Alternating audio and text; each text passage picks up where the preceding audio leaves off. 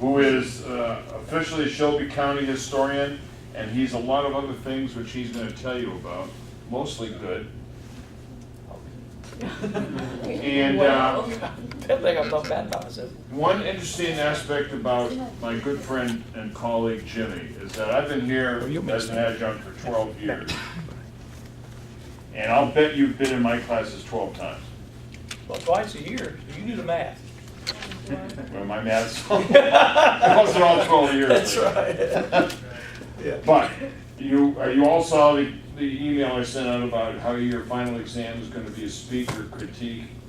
The reason Jimmy is here is that every class before you recommended that we bring Jimmy back. So having said that, Jimmy, the floor is yours, my friend. Thank you. How you're gonna give me a 5-minute warning too? I will. I'll stand up and give you a timeout or something. I'm Jimmy Ogle, thank you. I'm a lifelong Memphian is a normal introduction. On-call duck master at Peabody Hotel and Shelby County Historian. Have y'all seen the Ducks March? I'll just kind of start from the start and we'll get to some of these other things. But like I say, lifelong Memphian. I grew up about a mile from here, went to PDS right over here. And I used to get in trouble for talking too much, okay? You're probably like y'all did when you're in church, when you're a little kid in church, and you finally don't have to sit with your parents, you go sit with your friend, you sit on the back row, and you talk the whole time, right? Or play hangman or something like that. Y'all remember playing hangman? Okay. And then you get home on Sunday afternoon, and of course, you're eating lunch, and the telephone would ring, and your mother would get the phone, and she'd go, yeah, Jimmy, okay, Jimmy, go to your room. I get, grounded. I never saw Sunday afternoon, is what I'd say. For talking too much in church, and I wasn't making good grades, so by the 6th grade, I had to do something, and the basketball coach said I was really good with names and numbers and figures. I was a good athlete too, because my sister used to tell a story. If it wouldn't have been for the sports page of the Commercial Appeal, I wouldn't have learned how to read, okay? I go straight to that sports page, look at the standings, the statistics, the batting lineups, the spellings, who was who.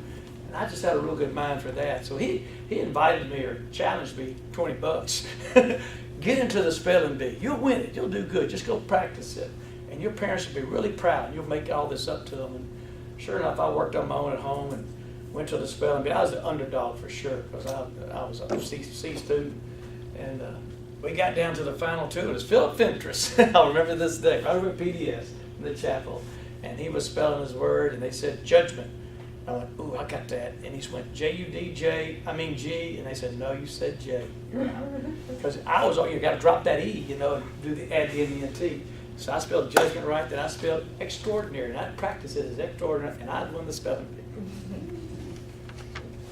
That's a lot. Okay. Well, I go home that night for dinner, and I'm just busting out, because at dinner time, my parents were real good. We're around the table, we had two brothers and a sister. What happened? Good. Well, I was just ready to go. I said, I won the spelling bee at school today. And it's just, go to your room.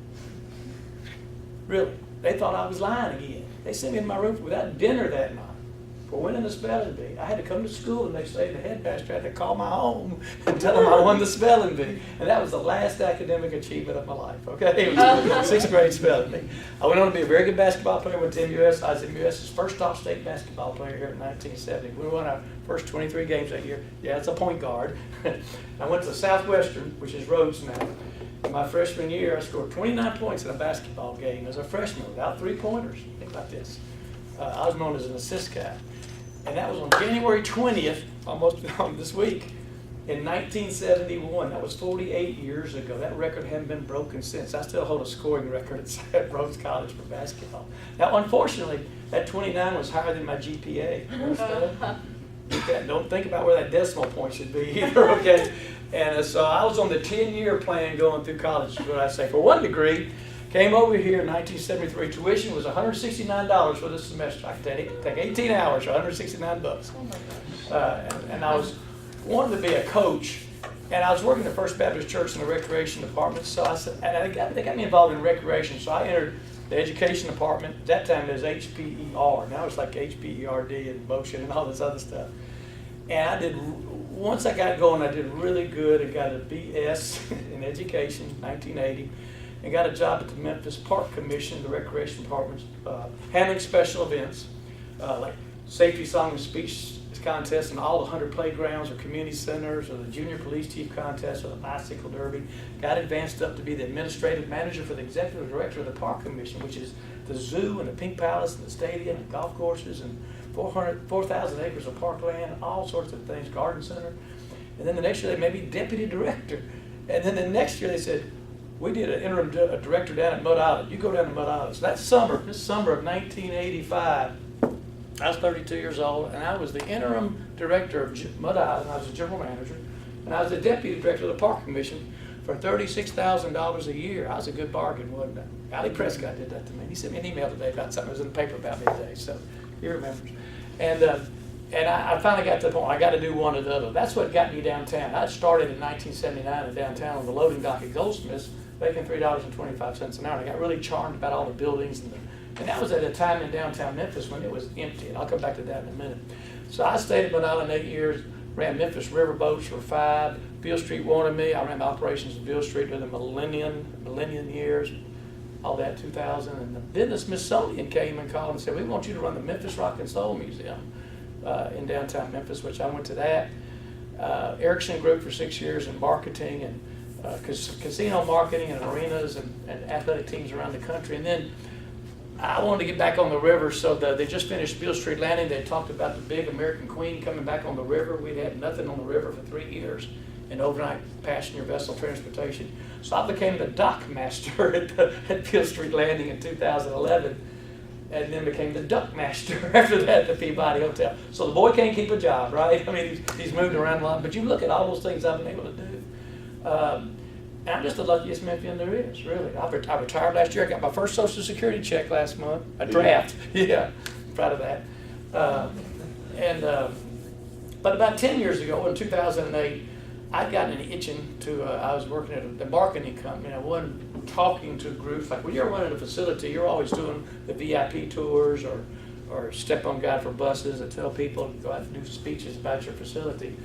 So I went to the Downtown Memphis Commission that year, it was 2008, and said, you got this series in downtown called Downtown Alive. And on Thursdays they had either music or dance at Court Square. You bring your brown bag lunch, it's free. Have a little entertainment for the people who come out of the office buildings at lunchtime at Court Square. And I said, you don't have a lecture or tour component to this. I'll go over and stand in the park and I'll talk about the Mississippi River for 40 minutes on our riverfront. I bet you get 30 or 40 people. I'll do it for free. I bet it'll be a cool thing to have a good time. Well, they just wanted to focus on the music and dance, so they turned me down. And I went, wait a minute, that ain't right. I won't do it for free. I said, how about the riverboats? That family I work for, they made those boats from scratch in their backyard. Those 100-foot-long riverboats in their backyard on the river. The family and the crew built them from scratch. It took them 3 years each time to build. You've probably been on the Island Queen or the Memphis Queen 3 for a prom or a party or something, you know. Built from scratch here in Memphis. We could go in the pilot house and toot the horn, trip on those old historic cobblestones, and they City Commission said no. So I said, all right, look, I've lived downtown for about 20 years. I'm going to get in the core of downtown with you now. How about a manhole cover tour? They said yes. Yeah, just like y'all. What? Well, I lived downtown for 20 years, and at nighttime it was empty. I'd walk the streets and throw a rubber ball against the buildings and look at the buildings and the nice masonry and architecture, and I kept on looking down the streets and noticed different kinds and shapes and sizes of manhole covers. I said, I'm going to take pictures of all these different kinds of manhole covers and do an exhibit at the Mississippi River Museum. They still let me do stuff like that, called Art in the Gutter, okay? And I did my little study, and I kept on finding more and more, and I kept on finding more and more as I wandered around. So I had to narrow down between the pyramid and the train station, Wolf River, and say, Danny Thomas. There's over 2,000 manhole covers in downtown Memphis when you walk through the streets and alleys and parks and plazas and everything. But there's 157 different kinds according to my block comparative study. There's 3 different shapes, round, square, rectangular. There's 7 different usages like gas, plumbing, electric, storm drain, traffic signal, sewer, and telephone. 7 different usages. Some over 100 years old, some weigh over 100 pounds, some great big like this to ornamental iron. There's 21 different foundry names in them from all over the country and really all over the world. There's 31 ways you can say Memphis in a manhole cover by the shape of the font and everything. You start really getting into it. You're not going to look at a manhole cover when you leave here, aren't you? So I did that, and I didn't have a tour at all. I just had to have something to get them to say yes. They said yes. Now, I can't walk people all over downtown for 45 minutes at lunchtime to look at these silly manhole covers. So I said, I'll be back with y'all tomorrow for the tour. You're going to like it. It's going to be a winner, I promise you. So I went walking around downtown that night. I live downtown. And I picked Union Avenue from Riverside Drive to the Peabody Hotel. A ton of history in there. And there's like 144 manhole covers to us. And like that center lane by Old Sleepout Louis, that's the real treasure trove of manhole covers right there, is what I say. So I called them up the next day and said, we're going to do the Great Union Avenue Manhole Cover and History Tour, okay? They went, okay. Meet at the Cotton Museum, 12 o'clock, Wednesday, May 9th, 2008.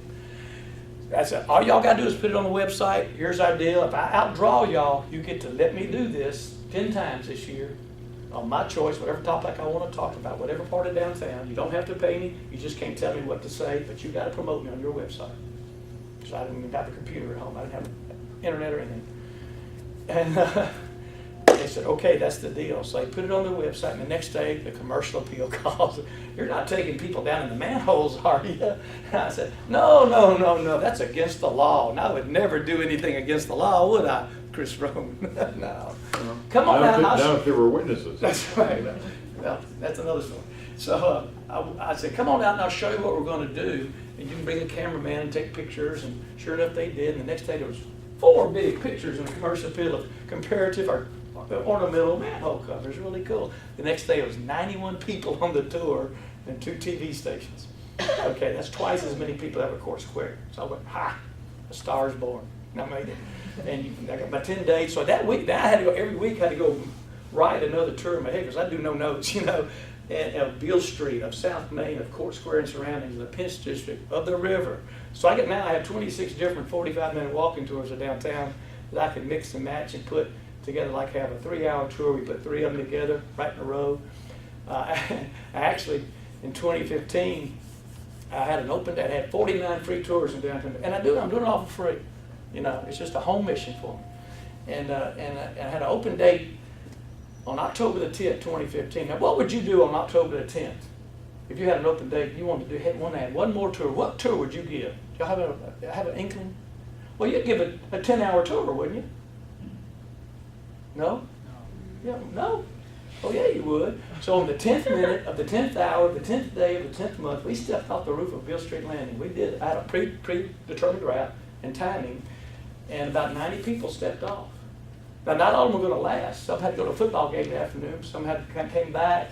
22 did the whole 10-hour tour, but I didn't lunch. We didn't stop for lunch. I talked for 10 straight hours. Ended up at Wesley's at 8:10, hot fudge pie and wine. And everybody got a certificate of walking.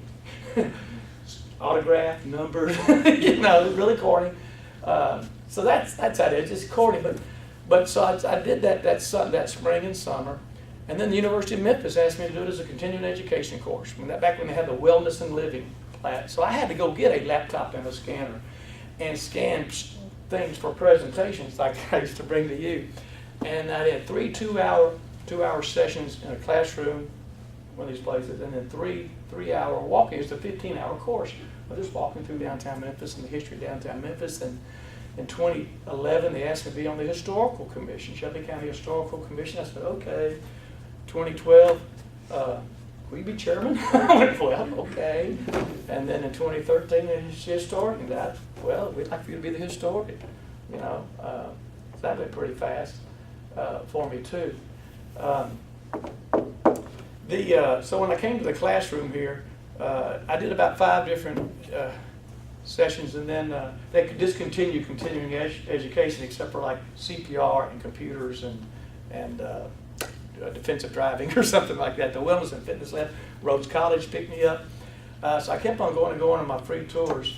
And then people wanted me to come out to their senior citizen home and, you know, do a program. And so I got into that. So now I've developed 36 different PowerPoints on topics like the river or Civil War, civil rights, music, medicine, transportation, the origins and oddities of the streets and bridges of Memphis. After about 5 years, and so last year I did 252 free talks and tours in the community, between the walking tours and the senior citizens and the schools, step-on guide. I do a lot of media work just about Memphis. I'm the third ever Shelby County historian.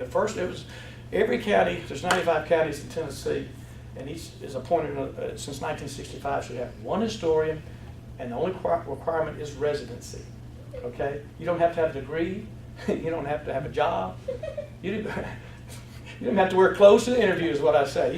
It is not a job description, and it was a lifetime appointment. And the first one served 30 years and she died. The second one served 20 years and he died. I've served 5 years and I'm resigning and leaving town. I'm moving to Knoxville to be with my grandchildren. And so that's brings up a whole other thing in my life.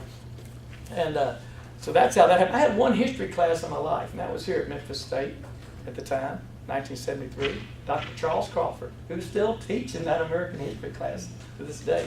Has done a great job in oral history. And he's one of the 4 people I beat out for Shelby County Historian.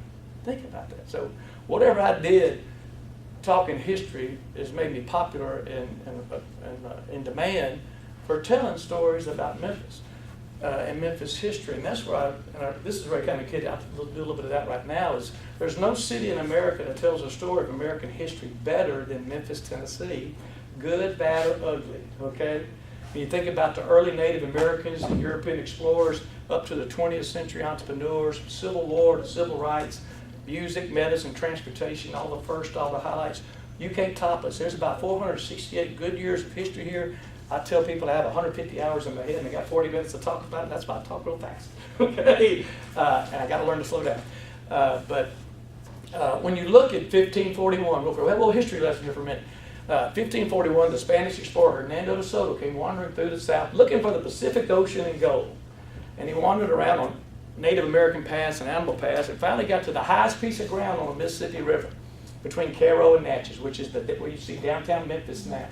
I mean, this was the spring of the year. And you know how the water rises down there in the spring of the year when the snows melt and all that? Well, he got here before we had levees and river control. He used to flood for 35 miles in that direction, all the way to where Far City is now. It was that flat. And so he got there, and all he could see was water for 35 miles. He thought he discovered the Pacific Ocean. They thought the Ohio River flowed into the Gulf of California, not the Gulf of Mexico. The earth was flat at the time, right? Right? Flat? Okay. No globes, no maps. Nobody been out here. And this was 79, and he had a confrontation with Native Americans along the river. This is the first confrontation between Europeans and Native Americans in the history of our country over on the Mississippi River. This is 79 years before the Pilgrims landed at Plymouth Rock, okay? When we were growing up, Plymouth Rock was like Genesis 1:1 and the founding of America, wasn't it? It's just, that's the first thing you heard. This is 79 years before. People are here. Europeans are here in this area. Why did they get to here? It's because that river. We always talk about the river. Oh, wait. And Memphis is an old historical area, like I said. We're number 6 on the National Register of Historic Places for listings in our country, behind Washington, Philadelphia, Baltimore, Boston, and New Orleans. We have over 11,000 properties listed here. So we're an old historic town too. So you kind of get on up to the river. The Mississippi River here drains 41% of continental North America. That's 31 states and 2 provinces of Canada. Basically everything between the Rocky Mountains and the Smoky Mountains eventually comes down through here, about an average of 330,000 gallons a minute at about 8 miles an hour. And every gallon of water has a teaspoon of mud. That muddy Mississippi, coming on down. And it's laid out as it starts going down in the summertime. The rain stops raining and the river drops down. And all that siltation drops through the delta here. It's the flattest place on earth. It drops 1 foot per mile as you go from north to south. And that's what made the great farming area or agricultural area that we are. We had 400 sawmills in the 19th century. We're the hardwood capital of the world from 1880 to 1920. We had over 70% of the cotton crop in America is within 200 miles of Memphis. We're the cotton capital of the world. To do all that with a mule capital of the world, trading 75,000 mules a year. And right now, between Memphis and Little Rock, 45% of the rice crop grows in America. So it's a big rice country over in eastern Arkansas. We've always maintained an agricultural base here. And again, the reason why we're here, centuries ago, animals, they wanted to keep their little paws dry. This is how we started. So what would they do in the spring of the year? They'd come up and get on that hot spot, which is downtown Memphis, keep their paws dry. When they'd walk out to the east, well, Poplar Avenue is a high ridge, Lamar Avenue is a high ridge, had a Wolf River and the Nicona River. So they'd walk out that high ridge and walk back and forth. And the Native Americans would follow their paths. The European explorers would follow the Native American paths. The American settlers would follow the European explorers' paths and wagon trains. And then we paid Poplar. Poplar's just an animal trail. Menards and Animal Control Central are, they all lead to this one spot in downtown Memphis. That's how we got it. Thank the animal. That's why our roads are kind of goofy. Anyway, you know, how many of you like this railroad right over here? Miss Elevator, you better raise your hand. You gotta like it. And look what we're doing to build over it right now. But it was the first railroad to connect the Atlantic Ocean with the Mississippi River in the history of our country. Bet you didn't know that. Now that's a big deal because back then most railroads were about 100 miles long. This was about 800 miles all the way from Charleston to Memphis. And it was such a big deal. It was such a game changer. You're riding a horse and buggy about 10 miles an hour across those mountains, taking months to get here. And now you're on a train going 60 miles an hour from Charleston. And better yet, a train from Memphis to Charleston was taking all that cotton to Charleston to England rather than going down a boat to New Orleans, around Florida, and back up this way. So it cut a lot of time. Getting over there. And just 20 years before that, we laid a bunch of cobblestones down on our wharf to get us out of the mud. It was that, 1 teaspoon of mud. If you get off a boat, you step down that mud and you go knee deep in the mud. You put your leg out, it suck your shoe boot off. It wasn't an easy way to come to Memphis. So this made us railroad and river right here in 1857. And this was such a big deal. They brought water from the Atlantic Ocean and sprayed it into the Mississippi River. Took water from the Mississippi River and sprayed it into the Atlantic Ocean. Then an event called Wedding of the Waters. It was the greatest day of human jubilee in the history of the lower Mississippi River Valley. We're pouring a gallon of water into a river that's 330,000 gallons. Is that exciting? Was then. But we're not, it's not in our way. We're in its way. Think about it. We built up along that railroad track. Bunton, Fairgrounds, Normal. This is Normal. That's where the Normal came from, the school in the Normal area. White Station, Germantown, Cairo. We built up along it before we didn't get caught until after early 1900. So when you get to the Civil War real quick, the Union strategy was get control of western rivers. You get control of the rivers, you get control of the troop and supply movement. Where you have a railroad coming into here from Charleston, you had a steamboat landing, there was cobblestone, hard wharf. Union came down here, the Union fleet came down on June 6, 1862. The Confederate fleet came up. They met out there right in front of Tom Lee Park. It wasn't there at the time. And the Union fleet had about triple the boat power and gun power. And 5,000 citizens came out and sat on the banks of the Mississippi River to watch the Naval Battle of Memphis in the Civil War, like it was an NFL football game or a fireworks show. It only lasted 90 minutes.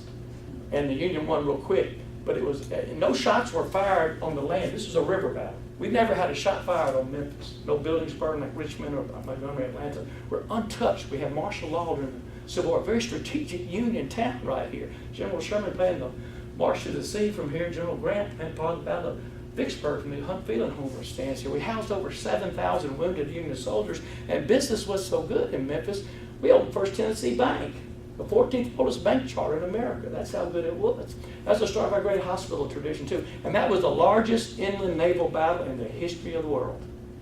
Right here, June 6, 1862. So we're untouched by it. Well, we're a sanctuary city. You ever heard that term lately? Sanctuary city? Well, we're a sanctuary city 150 years ago. Because we doubled our population during the Civil War, and most cities lost theirs. Freed slaves, runaway slaves. Became U.S. colored troops in Memphis at Fort Pickering. So we doubled our population during that time. So the war's over with. The quickest way to get Union soldiers back up home is by river, not by land. And a lot of the boat certificates were relaxed, which means they put a lot more passengers on the boat than they should. And one boat called the Sultana. Have you heard of the Sultana? Have you heard of? You have. Okay, good. Have you heard of the Titanic? Yeah. Leonardo DiCaprio's on the Titanic, right? So this boat goes all the way down. The captain's incentivized $5 for every enlisted man, $10 for every officer. It goes down to Vicksburg. By the time it gets back to Memphis, this boat's certificated for 376 people, had over 2,300 people on it, 100 horses, one stove for a 7-day cruise, and faulty boilers. Now, how would you like to be in this room for about a week with about 400 more people, a dozen horses, not even a microwave or anything? It'd be crazy, wouldn't it? But a boilers blow 7 miles outside of Memphis, bodies float by Memphis for days. Over 1,700 people lost their life. That's 200 more than the Titanic. It's the largest maritime disaster in the history of our country. Right out in front of us, Mississippi River right there. The war's over with. Memphis is the fastest growing country in America coming across the west here in our western exploration. So why not build the Peabody Hotel? And they did that in 1869. The first Peabody Hotel relocated in 1925. But then what the Civil War couldn't do to Memphis, the mosquito did. In the 1870s, we had a yellow fever epidemic. 1878, we started. The summer were 40,000 citizens, 25,000 deserted. They were scared. Of the 15,000 left behind, 5,000 died. We lost 3/4 of our population in 1 month. Okay? Went into bankruptcy for 14 years. Weren't even known as the city of Memphis from 1879 to 1893. We're just a taxing district in West Tennessee run by the Tennessee State General Assembly. And then in 1880, a man by the name of George Waring came to town. He thought it'd be a good idea to separate our sewage water from our drinking water. Pretty good idea, don't you think? We're drinking out of the Mississippi River and the Gale, so that's where all the crap is going, you know, dead animals and carcasses. So we're the model for the industrial sanitary sewer in the country, the Memphis plan for over 200 cities. I bet you didn't know that, did you, when you woke up in that fun, you know, think about it. And we formed our Board of Health. We found our first artesian well during the 1880s. They gave us a great clean source of drinking water. We're known for it in Memphis, about 350 feet down. And then we built a bridge across the river. So this railroad could get you from Charleston to Memphis quicker than basically could get you across the Mississippi River. Because the train had to go 5 cars at a time across the river. It'd take 2 days to get a train across the river until you built the bridge. You know, the oldest bridge down there is still in operation, opened in 1892. And it was the longest still span in the country at the time. And then by 1900, we started getting automobiles. We had to build some more bridges. 1904, we had 8 automobiles in Memphis, and the speed limit was 8 miles an hour. Think about that. Then we grew. By 1910, we had 10,000. By 1920, 19,000. By 1930, 52,000. So automobiles exploded. In 1912, W.C. Haney wrote the Memphis Blues, the first blues song published in America. In 1916, Clarence Saunders, he changed the way the world shopped for groceries in Memphis, Tennessee, the first self-service grocery store, Piggly Wiggly. In the 1948, WDIA was the first all-black formatted radio station in the world on Union Avenue. B.B. King, Rufus Thomas were 2 of the first DJs. In 1950, a man by the name of Sam Phillips. Now, Sam was up in that Skyway room with the Peabody. He was an engineer for CBS National Radio Network in the 1940s. He'd come from Florence, Alabama. That's swing music. One of 3 rooms in America to broadcast swing music over national radio airways, New York, Memphis, Los Angeles. And so he got tired of that, so he went down to Beale Street because he loved that raw, gutsy blues sound. And he would open Memphis Recording Service at 706 Union Avenue. He was recording black artists like B.B. King and Howlin' Wolf and Johnny Ace. And what Rufus Thomas told me, Sam was looking for a white boy who could sing black music. You know the Elvis story. You saw an old song that Arthur Crudup was singing, That's All Right, Mama. Sam put him with Scotty Moore and Bill Black on July 5th, 1954 in the studio. They're trying to get a sound out. It wasn't working, so they took a break. And Elvis went over and picked up Scotty's guitar in the corner, started banging out That's All Right, Mama, real fast in a fit of nervous energy.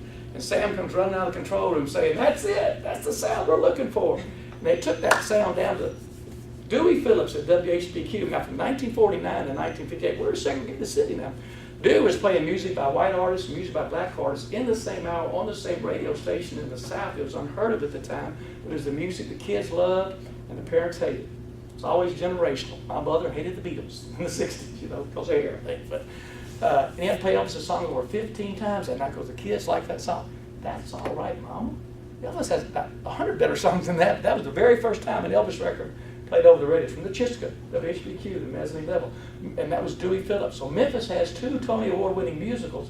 The only city in America that has that about its musical heritage. Memphis, the musical about Dewey's life, and the $1 Million Quartet later on from Sun Studio, Elvis Presley, Jerry Lee Lewis, Johnny Cash, Carl Perkins. And Memphis is the only city in the world to have its name in song lyrics or song titles over 1,000 times, according to the Library of Congress. People love singing and writing about Memphis. And that's the story of the Memphis Rock and Soul Museum, where those blues musicians came up from the Delta into Memphis for opportunity, economic opportunity, Memphis, St. Louis, Chicago, Detroit, and the Great Migration in the middle of the century.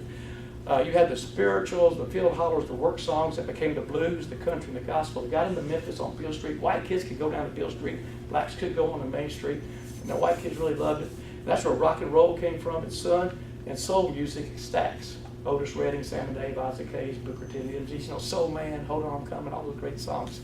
That's why our music heritage is so good. And then in the 60s, we had a studio over in North Memphis called American Studios. In a 10-year period of time, they had over 100 top 100 songs like Son of a Preacher Man by Dusty Springfield, Sweet Caroline by Neil Diamond, or Alex Chilton, The Letter with the Box Tops. He was a 10th grader in Memphis. And he had the #1 song in the country in 1967. The very first #1 song from Memphis was The Letter by the Box Tops. You know, give me a ticket for an aeroplane, etc. kind of. You know, y'all like Sweet Caroline? I know you do something wrong in it because you don't like the railroad track, so you're not wired like me. But Neil Diamond was in a Peabody Hotel in 1969. Elvis had gone, in the Peabody Hotel, we have a receipt that was typed on Peabody Station here November 21st, 1955, that Elvis signed for his first RCA recording contract. He recorded 10 songs at Sun, signed with RCA, went to California, started recording there, did 33 movies in 10 years, went to Las Vegas. By the late 60s, where had Elvis gone? British invasion to come in. So he got convinced to come back to Memphis, go to American Studio with a group called the Memphis Boys and Chip Spoman, right 5 blocks from Humes High School where he grew up. And he recorded 36 songs in 12 days. Don't Cry Daddy, In the Ghetto, Kentucky Rain, Suspicious Minds. That sold 40 million copies. Well, waiting it out in the Peabody to record was Neil Diamond. And he was trying to write a song. He was going to do Holly Holy there, which he did. And he had a song called Sweet Martha about his mother. And Sweet Martha just wouldn't sound right, would it? Not the way I sing it either. So he saw a picture of the president's daughter, little Sweet Caroline Kennedy, who the president had been assassinated 6 years before, JFK. And Sweet Caroline kind of came out, didn't it? Everybody sings that song. But when you sing Sweet Caroline, they recorded it at American Studios, wrote it at the Peabody Hotel, recorded it at American Studios. And when I say Sweet Caroline, what do y'all do? Right, ba, ba, ba, right, don't y'all do? That's the Memphis Horns. That's Wade Jackson and Andrew Love, trombone and trumpet. They were on over 82 gold or platinum albums in history. The most people ever win gold or platinum records was the Memphis Horns. They're the ones that are doing the ba ba ba. So don't drown them out. Be respectful. You know, that's what I say about that. But Neil Diamond wrote that in the Peabody Hotel, 1969. Now you get into downtown Memphis in the 60s. I'm going through the century real quick. We had desegregation. Memphis State 8, 1959. We did a historical marker over here right by the administration building. You might see it over there. The first 8 black students here. Other cities in the 1950s in their high school would try to desegregate their high schools with teenage guys, and men, girls, and boys. And they'd get in fights. They wouldn't take the lip or anything. So Memphis branch NAACP said, we're going to do it with first graders. Now, you've got a little first grade cousin or neighbor or something. First graders like bobbleheads aren't. They'll just do anything. So they interviewed 200 first graders and selected 13 to desegregate 4 public schools here on October 3rd, 1961. Traumatized those 13 kids for the rest of their life, they say, because we did a historical marker with them in Bruce, Roselle, Gordon, and Springdale Elementary School, pint-sized pioneers. I got to meet 9 of them 3 years ago in writing historical markers. And that's where we did it in schools and then theaters and parks and community centers. Dr. King comes to town, the sanitation strike. We've been through that a lot the last year, just this last week with the King Day of Service. Right out here at Colonial Junior High School area, the unequal working rights for the sanitation workers and the sanitation between black and white. If it rained, black crews had to come in, clock out, go home. White crews could kind of stay out, come in slow, work in the shop, get paid. So one crew didn't want to come in. It's just like a thunderstorm. They're gonna hang it out, wait it out. And 2 of the guys climbed up in the back of a truck. And the truck activated and they got crushed to their deaths. February 1st, 1968. There was no benefits for the families. So that's when the sanitation workers went on strike. Black sanitation workers, about 1,100 of them. It built up. The mayor said you can't strike. They said state law, you can't strike. Garbage built up. I was in the 2th grade. I remember this. In fact, the mayor's son sat next to me in high school, so we remember a lot of this. And so Dr. King was brought to town. The last 2 public events of his life were in Memphis, Tennessee. He went from Memphis at all, but he was wanting to practice for his Poor People's March that year. So he comes here as Memphis as a trial case, March 28, 1968. We'd been snowed out the week before. We had a 13-inch snow the first day of spring in 68. So over where Claiborne Temple is, right next to FedEx Forum, that's where the marches would start. Go down Hernando to Beale, Beale to Maine, Maine to City Hall. And you've seen the I'm a Man poster, I'm sure, and I'm a Man pictures. Well, you see the marches before that time. They're just holding handheld like this, or a little string on them, or people have them around their necks. Ernest Withers, have you heard that name? He took over 1.8 million pictures in 60 years about the African-American life of all kinds in Memphis, from singers to Negro League baseball to weddings, funerals, everything, civil rights movement, restaurants. Withers' collection on Beale Street is a really good place to go. Well, they knew it was really boiling up that night, that day.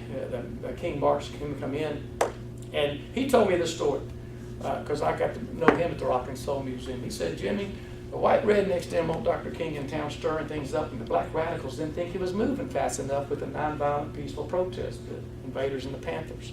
So they knew there was going to be a confrontation the next day between the whites and the blacks and the non-marchers and the marchers, and people just wanted to cause trouble.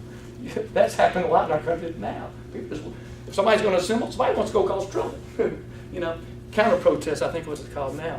So he said, here's what we did. We took those posters and put them on stakes.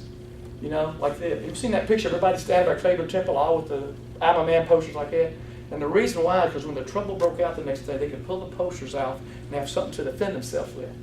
That's the story behind the picture, by the man who took the picture and who helped nail those on, March 28, 68. And sure enough, that happened. King got swept away by the police. He came back April 3rd. A court injunction was lifted. He stayed in a Lorraine Motel, black-owned hotel. He got criticized for staying in a white-owned hotel. So he stayed in a black-owned hotel, had outside balconies. He could stay in another hotel security-wise. Couldn't have been a target. And the injunction hadn't been lifted, so on April the 3rd, he went down to Mason Temple and gave the last speech of his life. I've been to the mountaintop. Those two events, in a week's time, happened in Memphis, and he was killed the next day. You can stand on the roof of the Peabody Hotel. If you want to come down Sunday and take the tour with me, I'm the duck master on Sunday at 11:30 to 12:30. We do a tour of the whole Peabody. And then off the rooftop, you can see 10 things that changed the world from the rooftop of the Peabody Hotel. These are two of the events right there.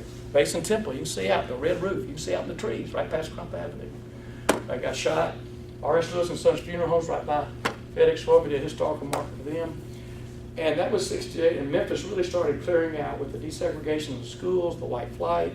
You couldn't go to the west because of the river and the floodplain. You had to go to the east, north, and south. Downtown emptied out. By 1973, the Peabody Hotel was closed. Y'all been to the Peabody Hotel, I'm sure, to see the Dutch with them. Bought for $540,000 on the courthouse steps in 1975. You've been to the Orpheum?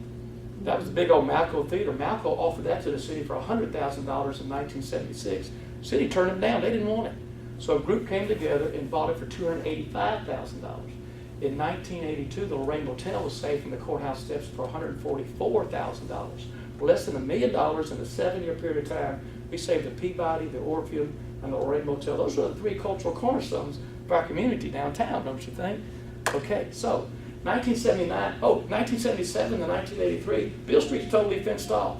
In the 1960s and 70s, we had a thing called urban renewal.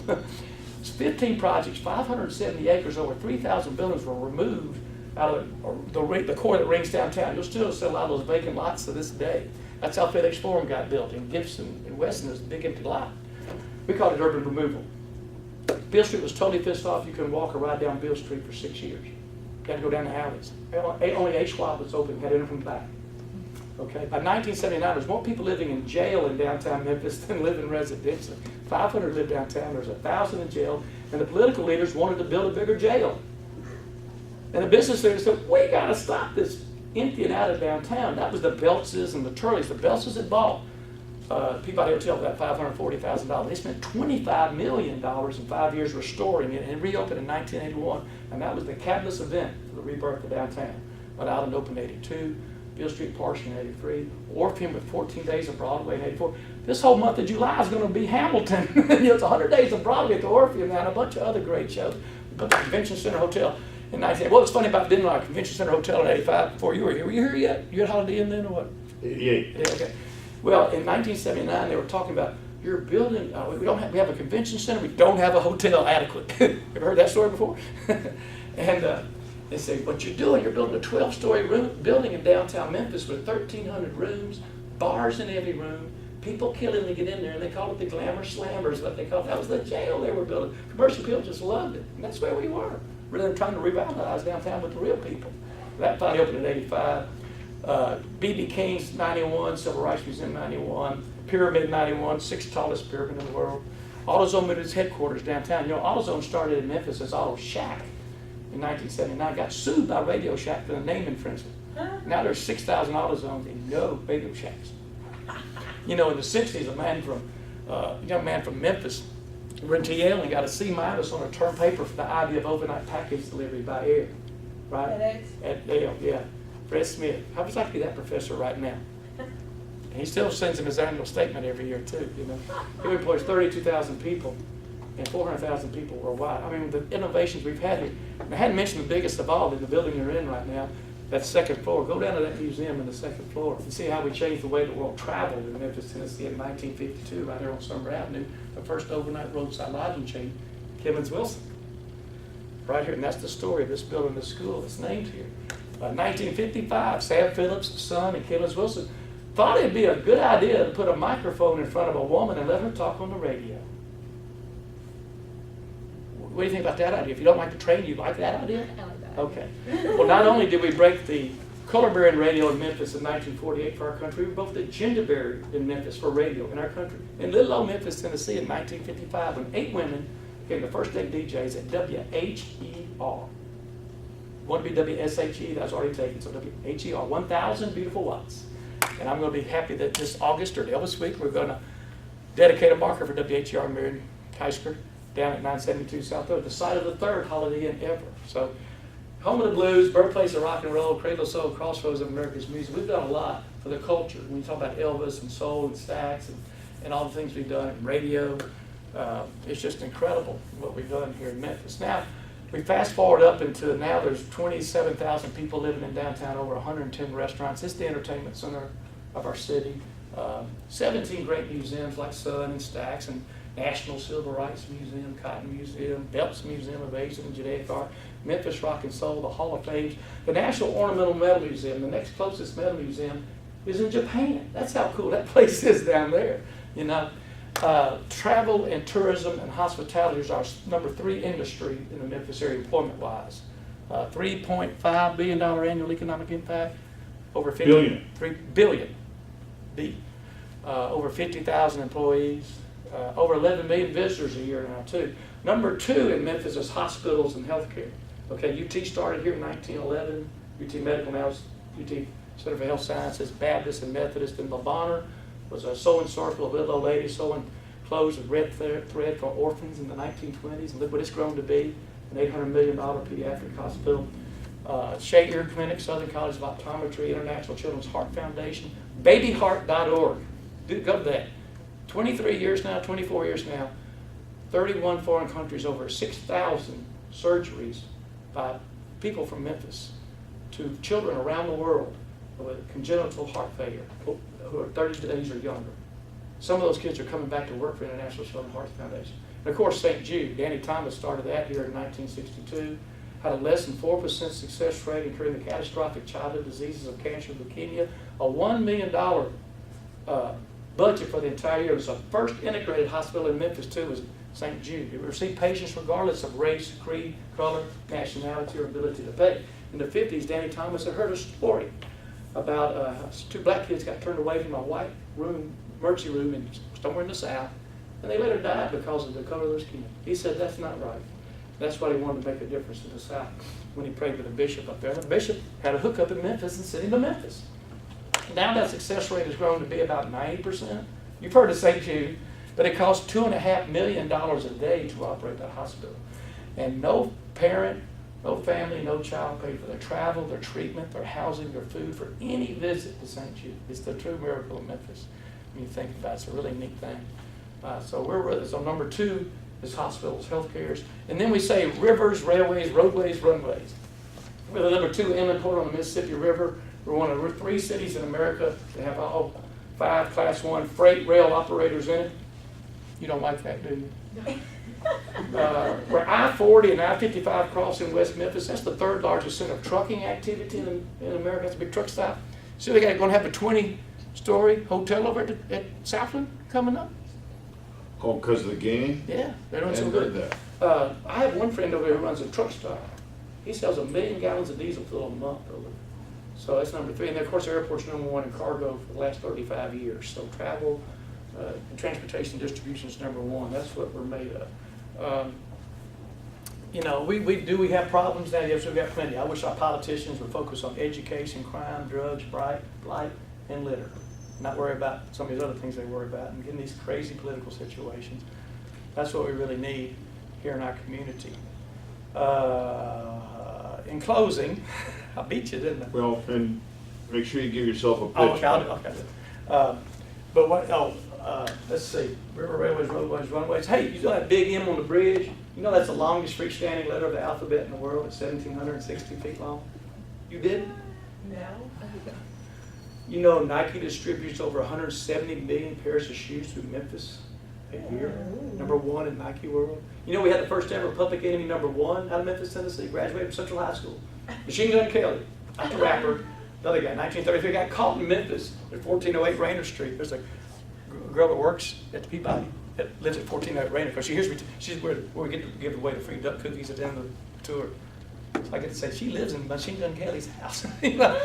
But we legitimized the FBI here, and J. Edgar Hoover. That was the first ever Public Enemy number one. The last Miss America crowned from a city was from Memphis, Barbara Walker. Her son taught me how to tie a bow tie in high school.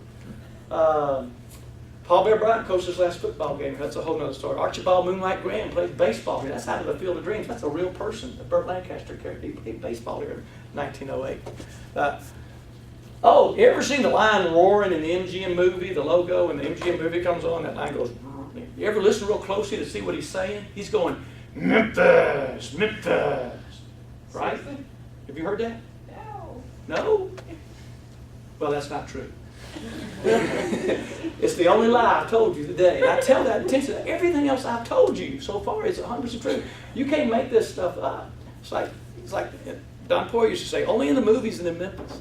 He says roar, roar, roar, roar, and I can't get Memphis out of that. But I just say that just because we make more, Bartlett distributes more fishing lures than anybody. Kyle does. Bartlett makes more 3D glasses than anybody. Did you do the solar eclipse last year? Yes, The glasses they were came premiering. 50 million of those things. That was the biggest ripoff since Y2K. Y'all weren't around for Y2K. Nothing happened. I was trying to get B.B. King from his club through 50,000 people on Beale Street to play at Handy Park that night at 11. They brought the Millennial in. B.B. King brought the Millennial in from Handy Park. And to this day, I still carry my Handy Park key. Right there. I opened it in 1985. It says Handy's all scratched on there. Handy. History in my pocket here. Let's see, Olive Branch makes more hotel miniature bar soap than anybody. Our Kellogg's plant used to make more Frosted Flakes than anybody, but now we've changed to Rice Krispies. I got a friend who runs the A-Ship, so if you want to go to the grocery store, let me tell you how to buy the best Rice Krispies or Frosted Flakes. I'll show you the codes on the boxes. That's how down I've gotten this thing. My last story is probably, through all that, I've done all these talks and tours, I'm winning a lot of awards and recognition right now. I'm a lucky guy. I think I really got the reputation. After I got through all the sidewalks and streets and alleys and parks and plazas and rooftops, I used to work at Gibson. I was the first Gibson Guitar Factory tour. I had to go a headstock from a fretboard. And 10 times I learned it. I learned words. You can memorize words. If y'all got in your car and put on your favorite radio station, like you, I meant to bring that list today of all these songs I heard to see if I could stump you on some of them. But you know every lyric, every word. You know you have thousands of hours of information in your head. That's all. I'm just singing Memphis history. I got those words memorized like it was my junior high songs I sang that the Beatles sang or something. You can memorize anything if you put your mind to it. So I got real antsy. I said, the last great adventure for Jimmy Ogle in downtown Memphis is underground, because the Gale-So Bayou flows from, say, Laughlin, your heart, down about the train station north, under Danny Thomas, kind of, sort of, out by the pyramid and out, and they've covered it over. And it comes out in these big retention ponds up north, and it's underground in Hawaii. So I jumped down in one of those retention ponds, but I didn't tell anybody what I was doing. Eventually made my way all the way down. And then the commercial field found out. So I know the underground of downtown Memphis too. And I got a cease and desist order not to walk. 60 years old, I get a cease and desist order from the city of Memphis not to walk in a store ground. How dumb is that? And they were wrong, because the mayor had given me permission. I got my... But I said, that's okay. And the guy, the attorney that I called about it, said, I want to go down there with you. I said, let's go. Yeah, but anyway, you don't do anything illegal. You don't hurt anybody. You be safe. But play hard, play fair, play safe. And nobody hurt one of our old models in Parks and Recreation. Use your learning experiences here. My greatest learning experience was the first week at Memphis Rock and Soul Museum. Sam Phillips comes walking in. Sam Phillips, 2000. Sonny boy, show me your museum. I was scared to death of Sam Phillips. Well, Mr. Phillips, Smithsonian wrote this story. Wonders installed it. Let me show you. I'm the operations guy. Let me show you the guitars and the costumes and the pictures. And you tell me what it means to you. And I shut up. Believe it or not, I can shut up. My ears can listen better than I can talk. Okay. And I listened to him for 3 hours. And I said, this is the greatest learning trick ever. Just to act stupid. Don't have to act here, but it's kind of, naively go, why don't you tell me what it means to you? To your grandparents or somebody, or Rufus Thomas, B.B. King, Ernest Withers, Jerry Lee Lewis, Ben Colley, who survived the Otis Redding plane crash, George Klein, Wink Martindale. I wanted to get the VIP tours because I got it one-on-one. I love it when George Klein tells me about Elvis, but it's not Elvis telling me one-on-one, he can't. And I love George Klein stories, and you do too, you know. But you got to, those folks that are older than us, go up in your grandparents' attic or your parents' attic and see what some of the pictures and books. You never know what you might find up there. That's really cool or valuable. That was my best learning trick. Was I've read 400 books about the history of Memphis. I have one history class in my life. I listen a lot. I work in a lot of museums. And if you just get interested and fired up into something, you can do anything you want to do and become a historian and get sidewalk tours, you know, and then get old and go be with your 10-year-old and 6-year-old grandkids. That's what I'm going to do. So what they're trying to do to me now, they want to digitize it. Somebody wanted me to write a book. I said, I'm just repeating the things people have already written. And if I wrote a book, don't you think it'd be one long run-on sentence? And I just butcher the Oxford comma and all that stuff. And you don't tell a talker to write or a writer to talk. And so they're going to digitize me, Willie Bearded, at the Pink Palace on this is noon on Mondays and Thursdays, February 4th through March 15th. There's the 12 topics. And it's going to be like this with a PowerPoint. All these images I could have showed you here. Boom, ba boom, ba boom, ba boom, on these 12 topics. And that's the first 12 hours. We got another 138 to go after that of some kind. So hopefully this summer I'll come back for a week and we'll do all my sidewalk tours downtown with a camera. And Freeze Memphis in 2019. This is our bicentennial of the founding of Memphis and Shelby County from 1819. Memphis in May is going to honor Memphis and Shelby County as big foreign country, like they did Czech Republic last year or Colombia the year before. That's what they were built on. You know, the most awarded festival of its kind in the country is Memphis in May for the last 42 years. What they've done for this city and for the community with those relationships. So breaking news is I'm going to be the honor country this year. I'm going to come back from Knoxville and be the education program in the schools. I help write this curriculum guide. So every year for the foreign country to come in, they'd fly somebody from Czechoslovakia or from Spain for a week long of presentations in schools about that country. So I'm going to do it for Memphis 2 weeks and I'm going to do 40 presentations in 14 days is what we got lined up. And here's the curriculum guide that's already out in the schools. I help write a curriculum guide. You know, so that's going to be fun, and some historical markers this year too. Is that a good enough promo? JimmyOgle.com is the website. I got a bartender who's known me for 30 years. He served me the first beer I ever drank in my life when I was 34 years old, Martin. You know, and he came up to me and said, you need to be on Facebook. No Facebook. I'll do a website for you. I said, look, I'll send you a Word document and some pictures, and you do the rest. I don't touch my own website. He does it, updates it once a month. And that's how it goes. JimmyOgle.com. I can't keep up with what I'm doing on that. So I just want to talk. But there you go. If you got any questions, I'll be glad to ask. If you want to ask me a hard-hitting question about any history topic, I'll be glad to, whatever time we got left. You got 6 minutes. Oh, yes, sir. How did you get caught going underground? Well, I didn't. The newspaper finally did a story about it. I did it about 40 times. What I did at work, that day at work, I was at the Erickson Group. Now, I made a sheet of the last great adventure of Jimmy Ogle, expedition leader, Jimmy Ogle. You know, what I was wearing, what I ate my last meal, where I was going. Put an 1819 map in there of our city land. You'll see in the paper soon. And left it on a folder on my desk at work with the yellow note on it saying, if I don't show up to work on Monday morning, come find me. Because you get down underneath there, you don't have cell phone contact or anything. And I did little boy style, no compass, no map, no nothing. I'm just going to go down this hole with a flashlight and think I know where I'm going. And for the first hour, I heard noises and all this stuff. And there's a light at the end of the tunnel. I said, that was quick, that's not right. Well, it had curved, I'd taken a wrong turn. I was out by the Veterans Hospital. I was supposed to be down past FedEx Forum. I got mad, I stopped up, get back down, jump back in, take this tunnel, and 5.5 hours later, I'm up at FedEx Forum, through a manhole cover on the sidewalk. Not in the street. The dumbest thing I'd ever done would be going to come up, go there by myself, the dumbest thing, but actually open up a manhole cover on the street and get run over by a truck, be dumber, wouldn't it? Yeah. Anyway, so that happened. Now, I get kind of feisty sometimes when I'm running a facility like Hill Street Landing or something, and people with the city of Memphis aren't doing right with painting streets and things like that. They're screwing up our riverboat landings. When we do a American Queen riverboat landing, we have 6 golf carts. They have to move 600 suitcases by 7 o'clock in the morning, I have a boat that just arrived at 3 o'clock in the morning.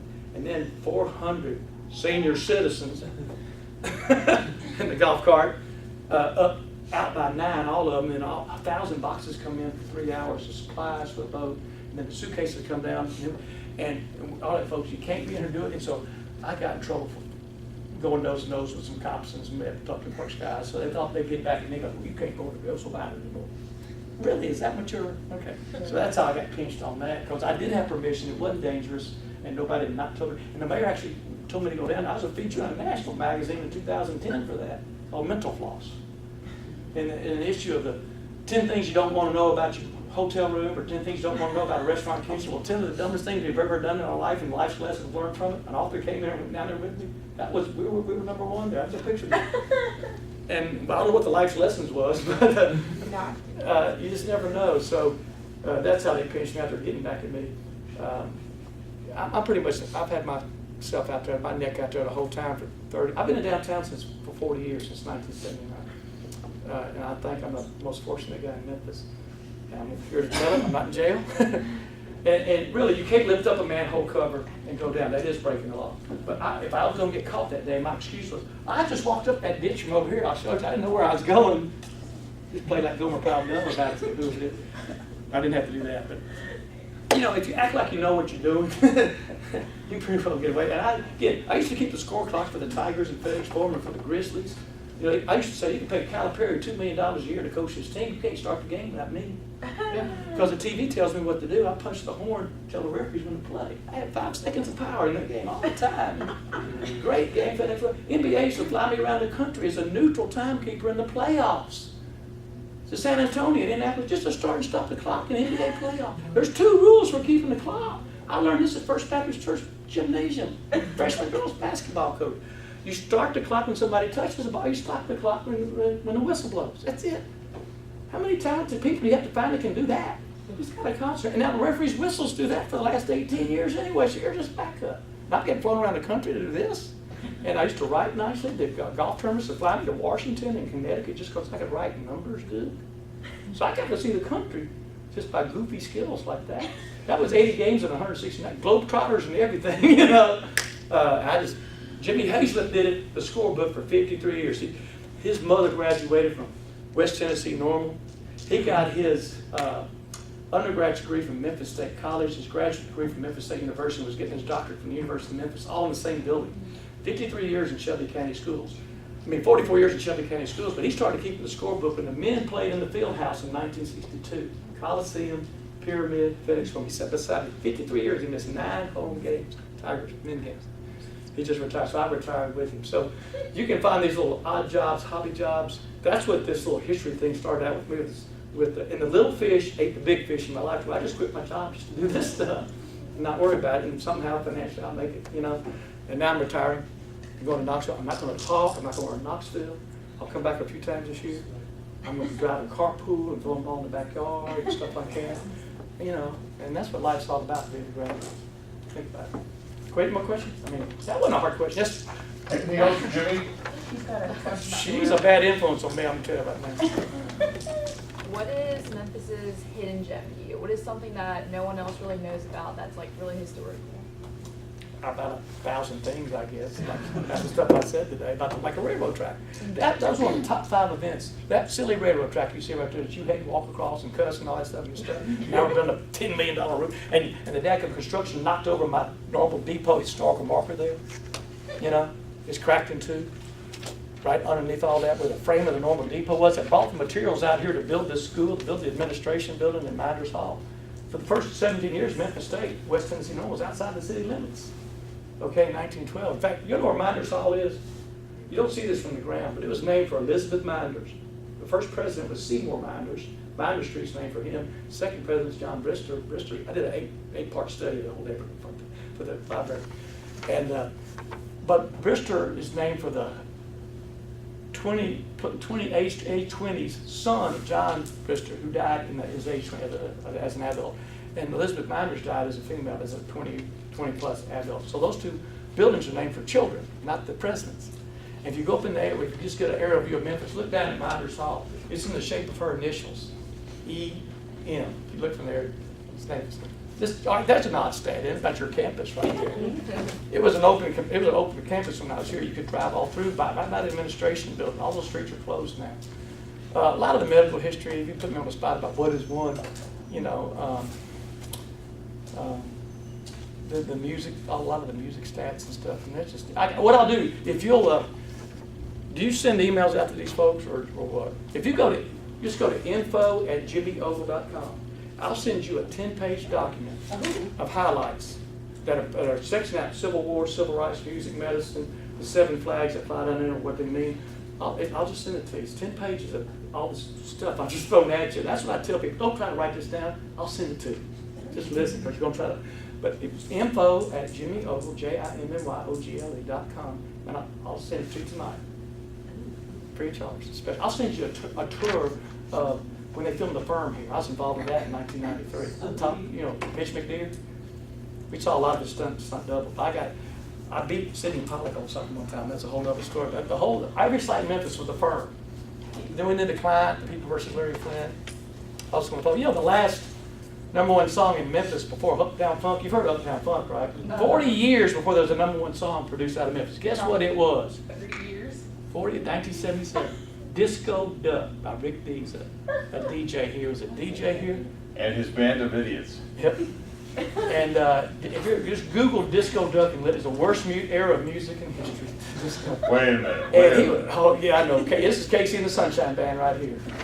But he was a DJ who wrote this novelty song, and you can't play it on your own radio station by the FCC rules.